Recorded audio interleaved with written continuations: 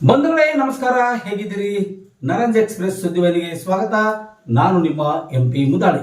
ಬಂಧುಗಳೇ, ಇವತ್ತಿನ ನರಂಜ್ ಎಕ್ಸ್ಪ್ರೆಸ್ ಸುದ್ದಿವಾಹಿನಿಯಲ್ಲಿ ಯಮಕಂಟಕ ರಸ್ತೆಗಳು ಭಾಗ 1ರ ಬಗ್ಗೆ ಒಂದಿಷ್ಟು ವಿಶ್ಲೇಷಣೆ ನಿಮ್ಮ ಮುಂದೆ ನಾನು ಹೊತ್ತುಕೊಂಡು ಬಂದಿದ್ದೀನಿ.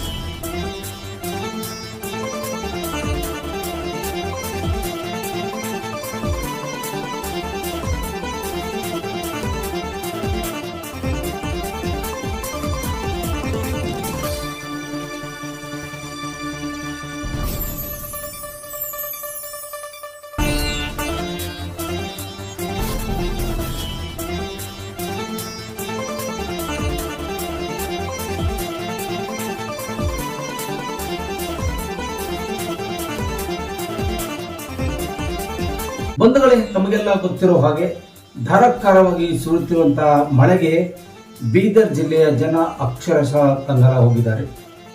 ಒಂದು ಕಡೆಯಿಂದ ಕೆಲಸಗಳಿಲ್ಲ, ಇನ್ನೊಂದು ಕಡೆಯಿಂದ ಓಡಾಡಲಿಕ್ಕೆ ರಸ್ತೆಗಳಿಲ್ಲ. ಇಂಥ ಪರಿಸ್ಥಿತಿಯಲ್ಲಿ ಜಿಲ್ಲೆಯ 2 ಸಚಿವರು ಕೂಡ ಯಾವುದೇ ಕಡೆಯಿಂದ ಗಮನ ಹರಿಸ್ತಾ ಇಲ್ಲ ಅಂತ ಮಾತು ಸಾರ್ವಜನಿಕರು ಆಡ್ತಾ ಇದ್ದಾರೆ.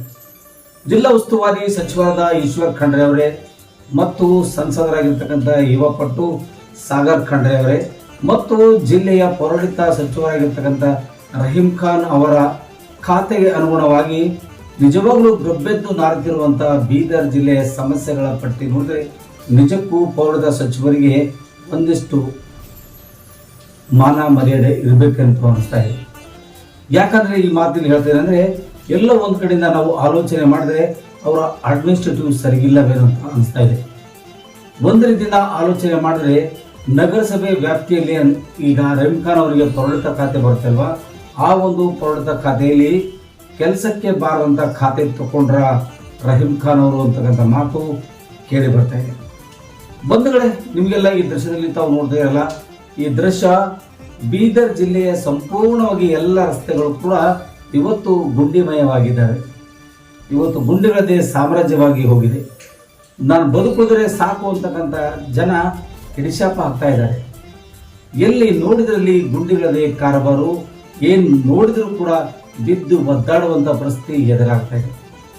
ಒಂದು ರೀತಿಯಿಂದ ಎಲ್ಲೋ ಒಂದಿಷ್ಟು ಸರ್ಕಾರಿ ದವಾಖಾನೆಗೂ ಅಥವಾ ಇನ್ನೊಂದು ಎಮರ್ಜೆನ್ಸಿಗೂ ಹೋಗಬೇಕಾದ್ರೆ ಬಹಳಷ್ಟು ವಿಚಾರ ಮಾಡಿಕೊಂಡು ಮನೆಯಿಂದ ಹೊರಬೇಕಾದಂಥ ಪರಿಸ್ಥಿತಿ ಎದುರಾಗ್ತಾ ಇದೆ.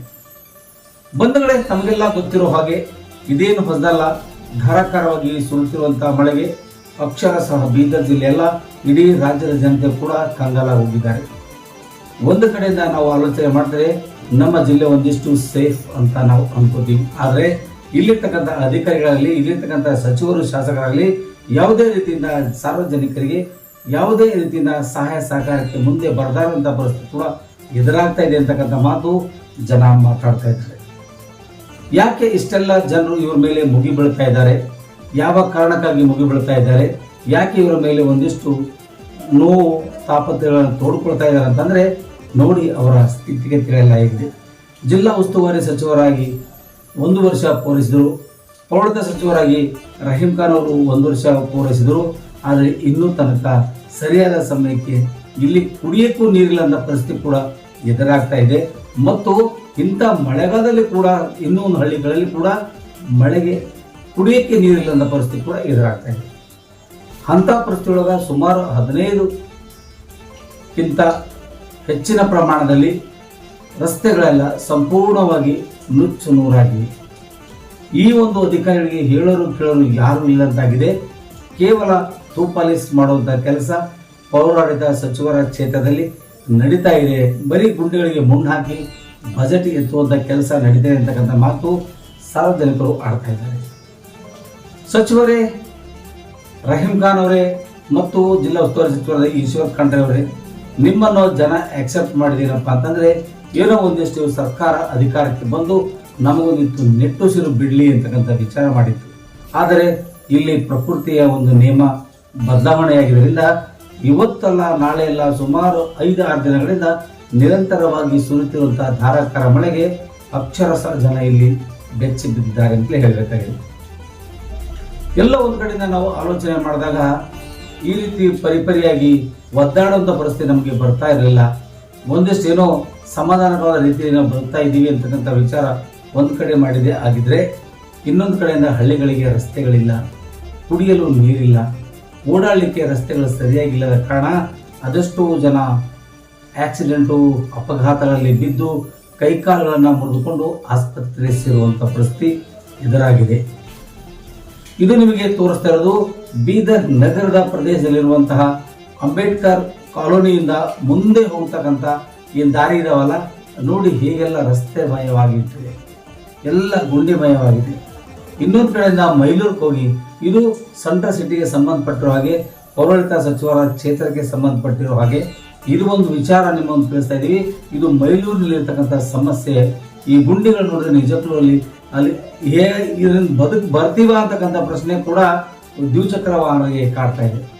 ಇನ್ನೊಂದು ರೀತಿಯಿಂದ ನಾವು ಆಲೋಚನೆ ಮಾಡಿದ್ರೆ, ಕ್ಷೇತ್ರದ ಜಿಲ್ಲಾ ಉಸ್ತುವಾರಿ ಸಚಿವರಾದ ಈಶ್ವರ್ ಖಂಡ್ರೆ ಅವರು ಬೀದರ್ ನಗರದ ಅಂಬೇಡ್ಕರ್ ವೃತ್ತದಿಂದ ತಮ್ಮ ತವರು ಮನೆಗೆ ಹೋಗುವಂತಹ ದಾರಿ ಮಧ್ಯೆ ಶಿವನಗರದಲ್ಲಿ ಸಂಪೂರ್ಣವಾಗಿ ಒಂದೊಂದು ಫೀಟ್ ಅಲ್ಲ 2 ಫೀಟ್ಗಳು ಕೂಡ ಒಳಗೆ ಆಳವಾಗಿ ಗುಂಡಿಗಳು ಬಿದ್ದಿದ್ದಾವೆ.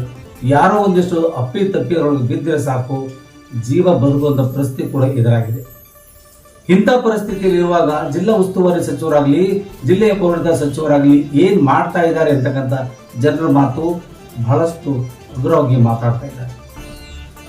ನಿಮ್ಮ ಅಧಿಕಾರ ಹಂತದಲ್ಲಿ, ನಿಮ್ಮ ವಿಚಾರ ಹಂತದಲ್ಲಿ ನಿಮ್ಮ ಕೆಳಹಂತ ಅಧಿಕಾರಿಗಳನ್ನು ಕರೆಸಿ ಈ ಜನರಿಗೆ ತೊಂದರೆ ಆಗದ ರೀತಿಯಲ್ಲಿ ಒಂದಿಷ್ಟು ಮಣ್ಣುಗಳನ್ನು ಹಾಕಿ, ಕಾಂಕ್ರೀಟ್ಗಳನ್ನು ಹಾಕಿ, ರಸ್ತೆಗಳನ್ನ ಗುಂಡಿಗಳನ್ನ ಮುಚ್ಚಿದರೆ ಒಂದಿಷ್ಟು ನೆಟ್ಟುಸಿರು ಬಿಡ್ತಿರುವಂಥ ಜನ ಇವತ್ತು ಅದು ಕೂಡ ನಿಮಗೆ ಆಗ್ತಾ ಇಲ್ಲ ಅಂತಕ್ಕಂಥ ಮಾತನ್ನ ಇಲ್ಲಿ ಹೇಳ್ತಾ ಇದ್ದಾರೆ.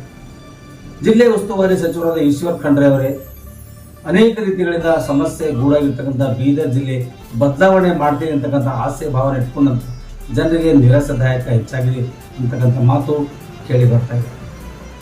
ಎಲ್ಲ ಒಂದು ಕಡೆ ನೀವು ಬಂದಾಗ 1000 ಜನ ನಿಮ್ಮ ಹಿಂದೆ ಓಡಾಡ್ತಾರೆ, 1000 ಜನ ಬರ್ತಾರೆ ಅನ್ನೋದೊಂದೇ ಸಾಕಲ್ಲ, ಜನರಿಗೆ ಏನು ಸಿಗಬೇಕಾಗಿತ್ತು, ಏನು ಸಿಗ್ತಾ ಇದೆ, ಏನು ತೊಂದರೆಗಳಿದ್ದಾರೆ ಅಂತಕ್ಕಂಥ ಆಲೋಚನೆ ಮಾಡೋದು ಬಹಳ ಉತ್ತಮವಾದ ಕೆಲಸವಾಗಿತ್ತು. ಆದರೆ ಅದು ಯಾಕೋ ನಿಮ್ಮಿಂದ ಆಗ್ತಾ ಇಲ್ಲ.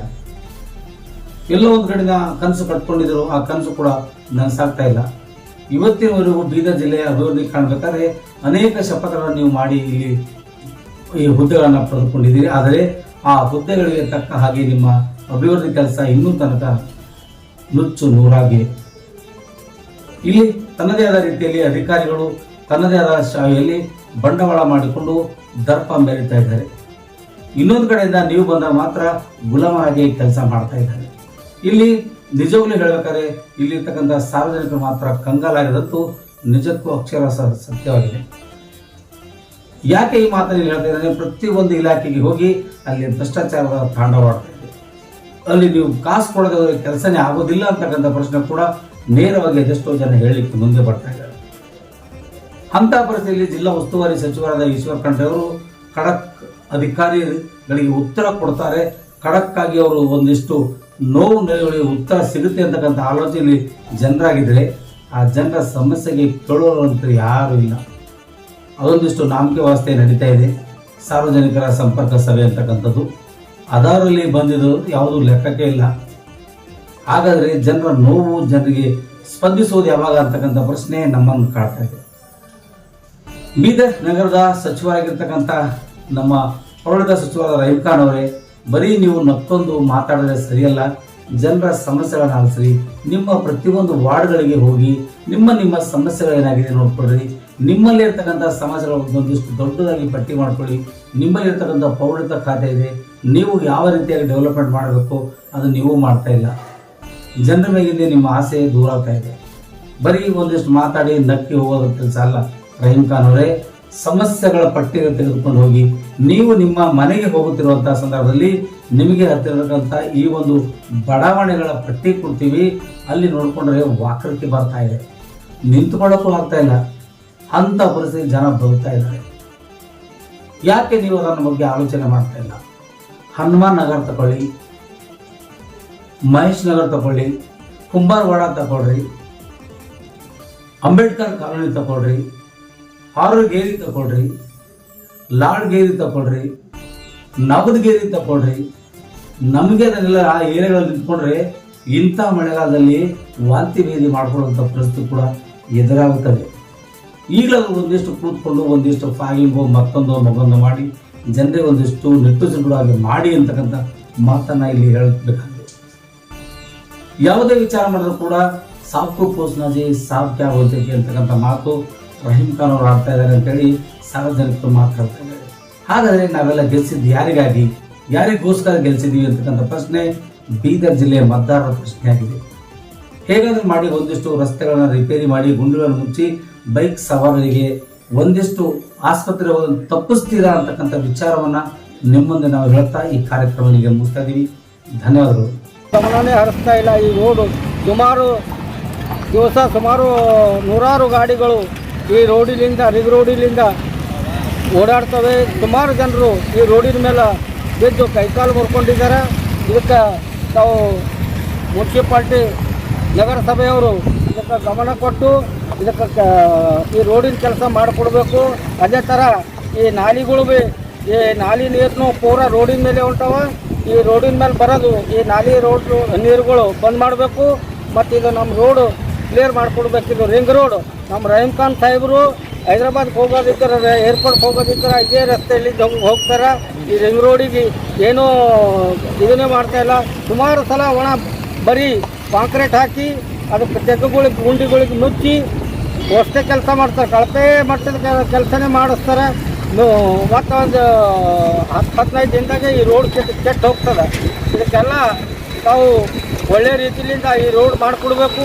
ನಮ್ಮ ಸಾರ್ವಜನಿಕರಿಗೆ ಅನುಕೂಲ ಮಾಡಿಕೊಡ್ಬೇಕು ಅಂತೇಳಿ ನಮ್ಮಲ್ಲಿ ಅತಿ ಮನವಿಯಿಂದ ಹಾಗೂ ಮತ್ತು ಕಳಕಳಿಯಿಂದ ಕೇಳಿಕೊಳ್ಳುತ್ತೆ. ಒಂದು ವೇಳೆ ನೀವು ಇದಕ್ಕೆ ಸ್ಪಂದನೆ ಕೊಡ್ತಾ ಇಲ್ಲ ಅಂದರೆ ನಾವು ಬೀದಿಗಿಳಿದು ರೋಡ್ ಬಂದ್ ಮಾಡಿ ನಾವು ಹೋರಾಟ ಮಾಡಬೇಕಾಗ್ತದ. ನನ್ನ ಹೆಸರು ಶಾಲಿವನ್ ಬಡಿಗೇರು, DSS ಜಿಲ್ಲಾಧ್ಯಕ್ಷ, ಅಂಬೇಡ್ಕರ್ ವಾದಿ ಜಿಲ್ಲಾಧ್ಯಕ್ಷರು.